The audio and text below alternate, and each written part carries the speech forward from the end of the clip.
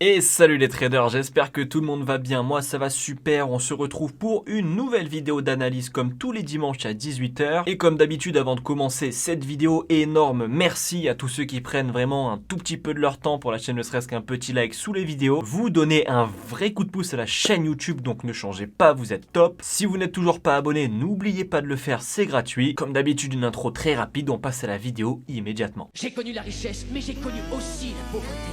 Et j'ai choisi la richesse à chaque putain de fois.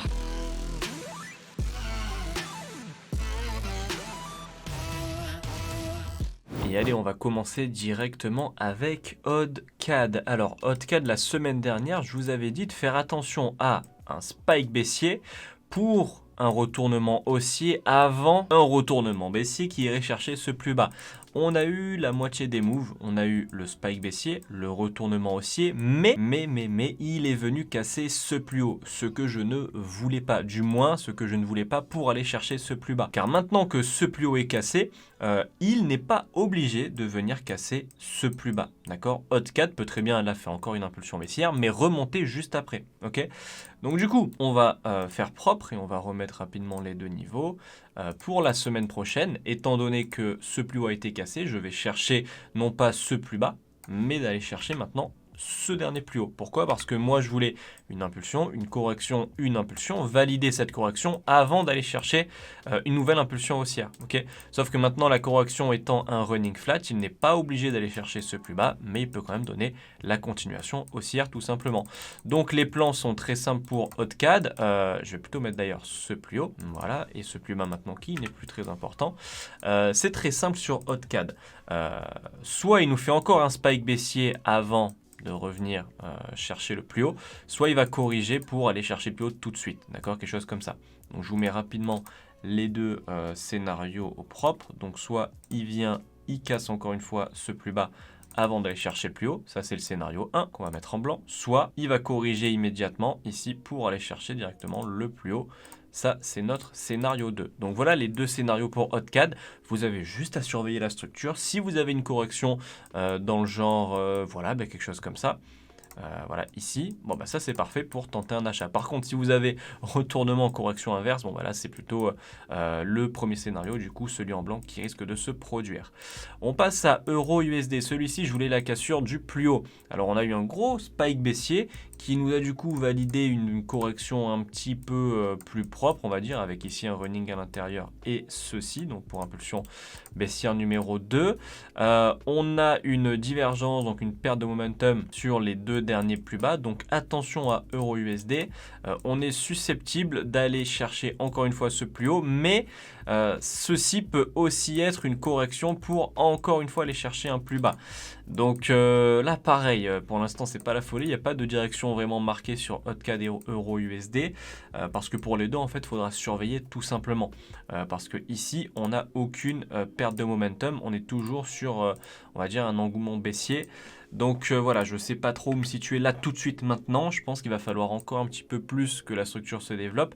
Mais on va dire que en réalité, enfin en vrai plutôt, ce running, expanding plutôt, est plutôt propre en fait. Donc on peut aller chercher un plus bas, mais on peut aussi également corriger. C'est vraiment un peu comme OddCAD pour aller chercher encore un plus haut. Donc moi, si je devais choisir une direction, je prendrais la vente là actuellement, vu comment l'expanding est assez propre. Maintenant, si je le vois corriger, j'oublie la vente. Donc pour vous, pareil, sur la semaine, si vous le voyez corriger, même si vous avez vendu, voilà, parce qu'il y avait un setup, etc., si vous le voyez corriger en 1 heure, oubliez la vente. On risque d'aller chercher un plus haut. Par contre, s'il n'y a aucune correction ici, si le marché chute, qu'on corrige plutôt pour aller chercher un down, bon là, il n'y a pas de souci, ok.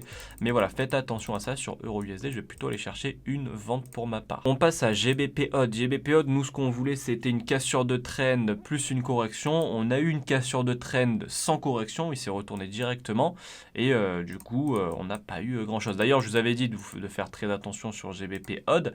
Là on va pouvoir retracer une trend line et actuellement on est en train de corriger. mais je pense que la correction n'est pas finie et qu'on a des chances d'aller rechercher ce plus bas, ok? C'est-à-dire, moi, je vous montre mon scénario, c'est qu'on va peut-être venir, oui, effectivement, casser la trendline, mais ensuite revenir péter une dernière fois le plus bas juste ici. Donc voilà, faites attention à ça sur GBP Odd. On passe à GBP USD. Je vous avais dit qu'en 4 heures ici, on corrigeait, donc il y avait de grandes chances qu'on ait une impulsion baissière. On l'a eu. Maintenant, attention à ce que GBP USD peut nous faire. C'est un petit peu comme Euro USD en fait.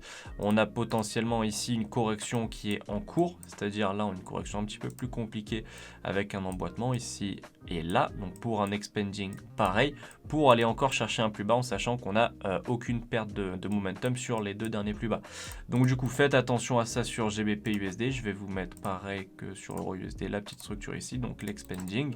Et on va faire attention à ça pour les jours à venir sur GBP USD. Pour USD JPY, celui-ci, je vous avais dit attention, on était presque au plus bas. Je vous ai dit, on risque de venir casser le plus bas, mais ensuite on va certainement avoir une réaction haussière juste après. C'est exactement ce qu'on a eu, cassure du plus bas, réaction haussière pardon, juste après. Donc à partir de maintenant sur USD JPY, pour moi il faudrait faire attention à un achat pour ce running juste ici. Okay. Là, on a potentiellement une correction qui nous laisse penser qu'on va pouvoir venir casser ce plus haut. Donc, je vous mets rapidement le niveau à surveiller, c'est celui-ci. Nous, ce qu'on veut, c'est un achat jusqu'à ce dernier. On passe à USD-CAD. USD-CAD, je vous avais dit de rester à l'écart parce que c'était pas très propre. Là, ça s'annonce, ça s'éclaircit un petit peu. Pour moi, tout ça, c'est devenu correctif. On n'est plus, selon moi, sur une impulsion baissière. J'espère que je me trompe pas parce que bon, avec USD-CAD, vous voyez les grosses impulsions qu'il nous fait très souvent, c'est, on va dire, qui tout double, hein. Pareil, cette semaine aussi, c'était un peu la folie. Donc sur USD-CAD, je pense qu'on peut aller chercher un up. Ok, je pense qu'on peut aller chercher ce plus haut. Alors je sais lequel, voilà, ça va être celui-ci.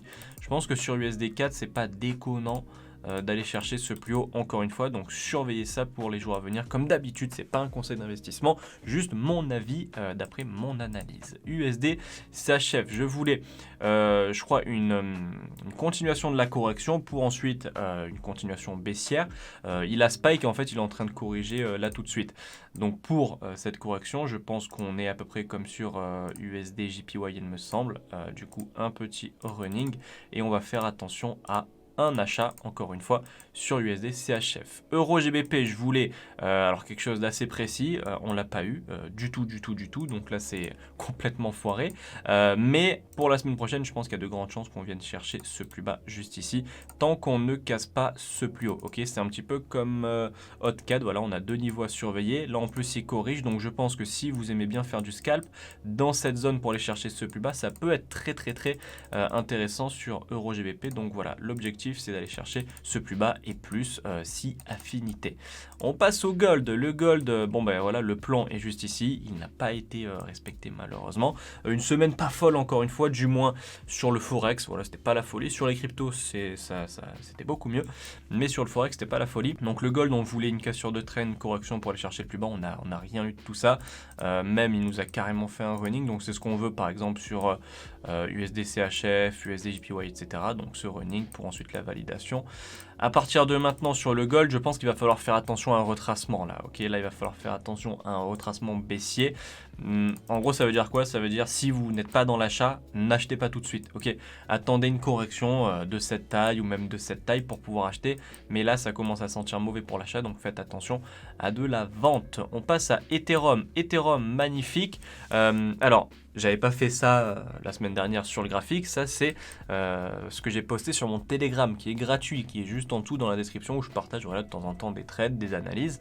Donc j'avais expliqué du coup ce que je voyais. Donc on en était, il me semble, ici lors du post, même un petit peu plus avant, lors du post sur mon Telegram. Donc j'avais juste forecast un down pour la correction interne, puis le retournement jusqu'au plus haut. Le retournement jusqu'au plus haut était prévu du coup dans la vidéo de la semaine dernière sur YouTube. Mais voilà, c'était pour vous montrer la petite analyse que j'avais postée en plus sur Telegram. Mais on a eu carrément tout validé. Le down sur Telegram et le up qu'on avait anticipé sur Telegram et sur YouTube du coup. Donc par rapport à l'analyse de la semaine dernière sur la chaîne YouTube, on a eu le plus haut qui vient d'être cassé. Donc ça c'est génial, ça fait super plaisir. Je pense que pour les jours à venir, on risque d'avoir encore un push. D'accord, ici on peut avoir un push, mais ensuite, attention, ça pourrait faire mal. D'accord, je vois pas non plus dans le futur, mais Pour moi, si on a le push d'après, je pense qu'on risque d'avoir ensuite un retournement baissier. Donc je vous remets les niveaux. Tant que ce plus haut n'est pas cassé, dites-vous qu'on peut aller chercher ce plus bas, tout simplement. Mais je pense quand même qu'on va avoir un up ici avant le retournement baissier au niveau des 1151 $. Ok. Maintenant, on passe au Bitcoin. Bitcoin, on voulait à peu près la même chose. Donc, on veut une impulsion haussière jusqu'à ce plus haut, avant un retournement jusqu'à ce plus bas. Pour l'instant, tout se passe bien. Le plan est suivi à la lettre. Je pense que là aussi, on a une correction, on risque d'avoir un push. Donc, on va dire que le plan ne change pas du tout. On a quand même eu une belle impulsion haussière. Ça fait super plaisir. Je vais juste mettre, voilà, actualiser l'analyse. Donc nous, ce qu'on veut maintenant, c'est juste ceci. Voilà, si on a ça, c'est très bien sur le Bitcoin. Donc la cassure du plus haut avant le retournement baissier. Pour le Solana, je vous avais dit de rester à l'écart. Actuellement, il est en train de corriger pour un up. Donc là, sur le Solana, ça peut être intéressant de chercher un achat, je pense. Attention tout de même à la cassure de ce plus haut. Ok, si vous prenez l'achat à la cassure de ce plus haut, faites très attention. Alors oui, je sais, il n'y a plus grand chose, mais c'est un petit peu comme USD JPY par rapport à la cassure du plus bas. Il risque d'y avoir une réaction une fois la cassure du plus haut effectuée qui sera peut-être baissière pour une correction ou carrément un gros spike baissier. Ok, donc moi je pense qu'on va venir casser le plus haut. Il y a de grandes chances qu'on vienne le casser, même si c'est pas tout de suite. Si on a un mouvement baissier pour la correction, ensuite je pense qu'on viendra le casser. Mais si on vient le casser, faites très attention. Je pense qu'on peut avoir ensuite une réaction vendeuse juste après. Ok, donc faites attention à ça. Sur le DOT, lui, on voulait une impulsion baissière correction pour aller chercher le plus bas. Pour l'instant, c'est pas ça. C'est toujours en cours, on va dire, parce que c'est pas non plus invalidé. Ce qu'on peut faire, c'est même pas tracer cette trendline, mais plutôt celle-ci. C'est toujours surveiller le même plan. Si on a une cassure de trend correction, on peut vendre, à mon avis, jusqu'à la cassure de ce plus bas sur le DOT. On passe au BNB.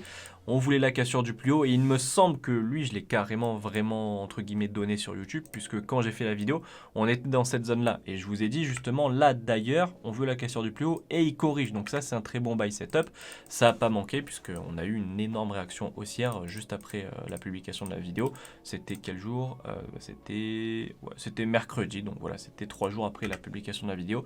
Donc j'espère que certains ont pu en profiter.